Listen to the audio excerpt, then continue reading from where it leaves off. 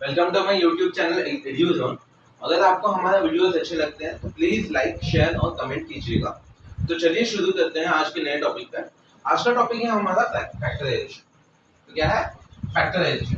Factorisation जब हम मतलब सुनते हैं तो हमारा पहला जो दिमाग में ख्याल आता है फैक्टर्स निकालना। तो find out factors of a number. The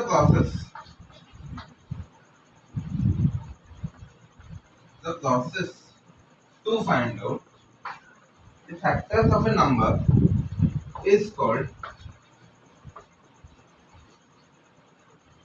factorization.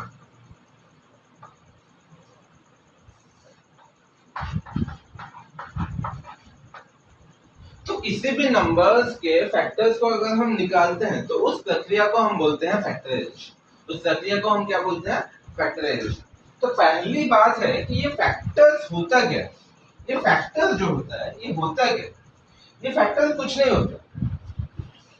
ये फैक्टर एक ऐसा वैल्यू होता है या एक ऐसा टर्म होता है।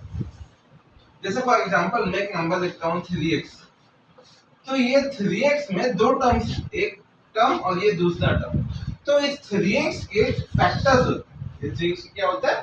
फैक्टर्स होते हैं। ये फैक्टर्स का मतलब क्या है कि ये फैक्टर्स क्या है कि जब हम इन फैक्टर्स को लेके इस 3x के साथ डिवाइड करते हैं तो ये मुझे कुछ वैल्यू देता है या कुछ नंबर देता है, या कुछ वैल्यू देता है या कुछ कांस्टेंट देता है। जैसे फॉर एग्जांपल 3x को अगर मैं x से डिवाइड करूं तो आंसर आता है 3। तो ये हो गया एक फैक्टर, 3x का फैक्टर हो गया एक x। और अगर मैं 3x को अगर 3 से डिवाइड करूं तो आंसर x है। तो इस 3x क्या क्या फैक्टर हो गया? एक 3 हो गया, दूसरा हो गया x। तो 3x के क्या फैक्टर्स हो गए? एक 3 हो गया और एक हो गया x। तो ये फैक्टर क्या है? वो नंबर्स होते हैं जिसको हम मल्टीप्लाई करें तो हमें वो जो ये जो होल नंबर है, ये जो नंबर है वो हमें मिल जाएगा। तो फैक्टर्स क्या है? फैक्टर्स के डेफिनेशन क्या है?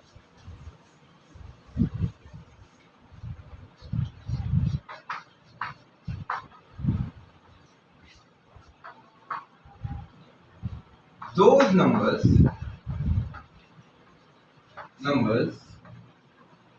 or values of an expression which when multiplied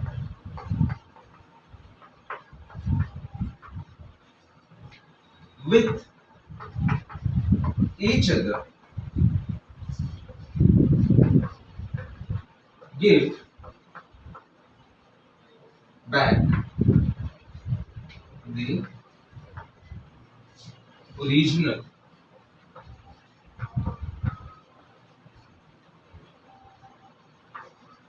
expression। तो फैक्टर्स क्या है कि वो नंबर है या वो वैल्यू है किसी भी एक्सप्रेशन के जिसको हम आपस में मल्टीप्लाई करते हैं तो हमारा जो ओरिजिनल एक्सप्रेशन है वो हमें वापस से मिल जाता है। जैसे 5x के फैक्टर्स हो गए 5 और x, जिसको मैं आपस में मल्टीप्लाई कर दूंगा तो मुझे ये 5x वापस से मिल जाएगा। तो ये होते हैं फैक्टर्स। तो हमें क्या है कि अब हम पढ़ेंगे कि methods of finding the factors.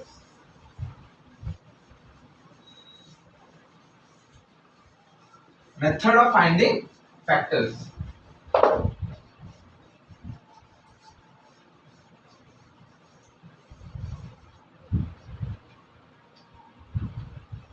तो पहला आता है method 1।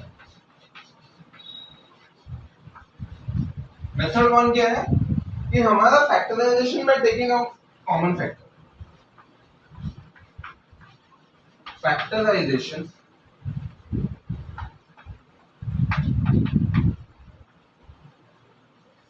by finding common factor.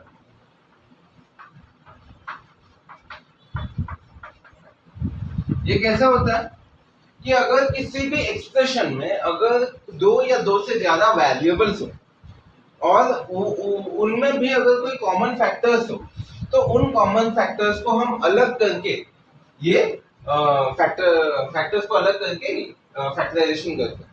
तो कैसे करते हैं इसको, एक एग्जांपल ले लेता हूँ। 3x² plus 4x plus 5x1, ये एक एक्सप्रेशन है। तो मुझे एक बात बताइए, तो यहाँ पर भी x² है, यहाँ पर x है, यहाँ पर x है, यहाँ पर y है।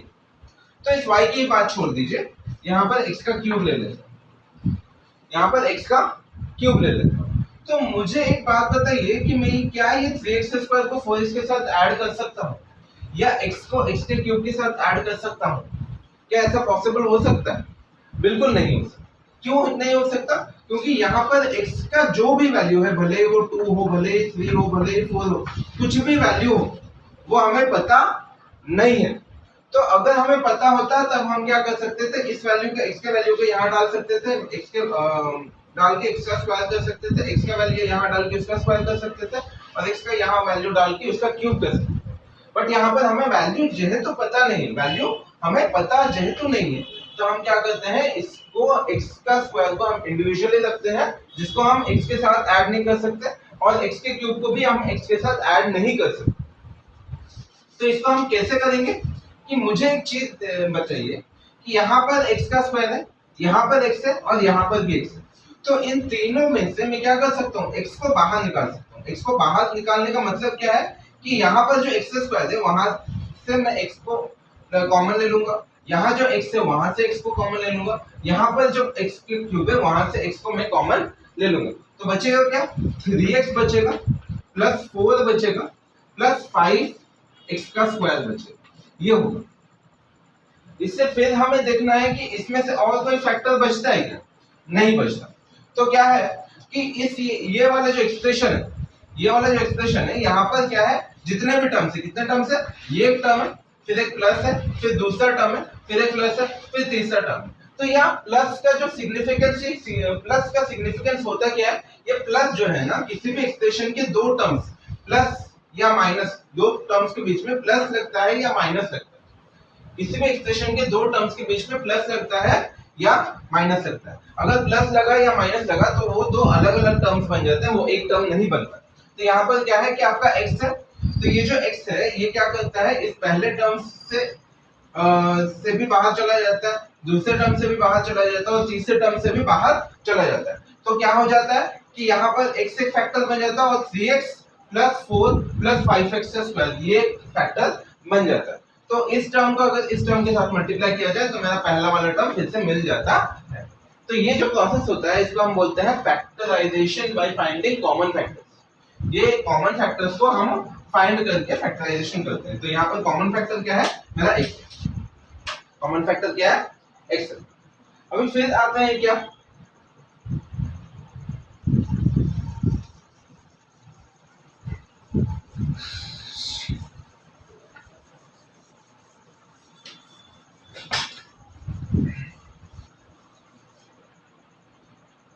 Factorisation by grouping method.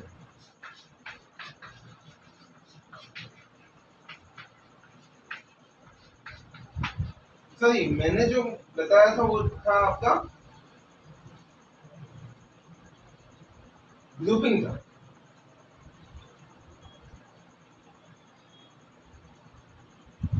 नहीं, कॉमन फैक्टर, फैक्टराइजेशन। हाँ, कॉमन फैक्टर ऐसे भी बना सकते हैं हम, कॉमन फैक्टर्स को हम ऐसे भी कर सकते हैं। कॉमन फैक्टर का दूसरा तरीका मैं बता देता हूँ आपको। कॉमन फैक्टर का आपका एक दूसरा तरीका भी क्या है कि आपका ये 3x का स्क्वायर है, प्लस 4x है, प्लस 5x का क्यूब है। तो इसमें मैं क्या कर सकता हूँ, 3x का स्क्वायर है, प्लस 4x है, प्लस 5x का क्यूब है। तो इसको मैं इंडिविजुअली लिख सकता हूँ। तो क्या है, 3 इंटू एक्स है, यहाँ पर 4 इंटू एक्स है, यहाँ पर 5 into x into x into x. तो यहाँ पर से मेरा क्या है एक्स एक्स एक्स, तीनों को मैं बाहर निकाल सकता हूँ, ये तीनों को बाहर निकाल सकता हूँ। तो यहाँ बचेगा क्या, बस 3x बचेगा। यहाँ बचेगा क्या, बस 4 बचेगा।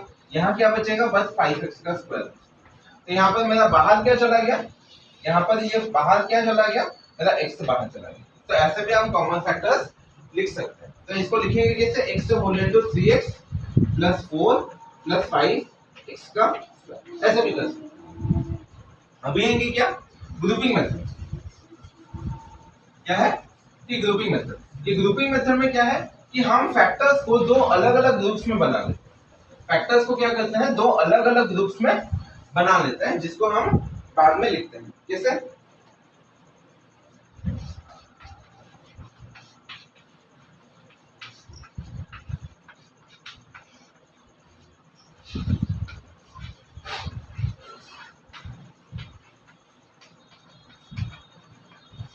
क्या है,